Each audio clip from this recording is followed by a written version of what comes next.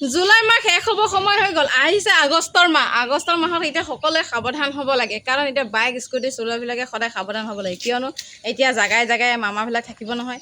মামাবিলাকে যে ফাইন কাটে, ফাইন কাটাৰ সলনি যদি এতিয়া লাইচেঞ্চ নাই বুলি ফাইন কাটে, কিবা কাগজ পত্ৰ নথি পত্ৰ বেয়া হৈ আছে বুলি বা নাই হোৱা ডেট ফেইল হৈ গৈছে বুলি সেইবিলাক ফাইন কাটে। সেইবিলাক ফাইন কাটাৰ সলনি যদি যাৰ লাইচেঞ্চ নাই সেইবিলাকক যদি লাইচেঞ্চ বনাবৰ কাৰণে যদি কাগজ এখন সিহঁতে যদি বা সুবিধা কৰি দিলেহেঁতেন বা কোনো কৈ দিলে হয় যে এনেকৈ তেনেকৈ কৰিবি, তেতিয়া লাইচেঞ্চখন হৈ যাব। আমাৰ নিচিনা মানুহে এতিয়া লাইচেঞ্চ পটককৈ বনাব যাবলৈ নোৱাৰোঁ, ক'ৰবাত লাইচেঞ্চ বনাব গ'লে বহুত দিন লাগে।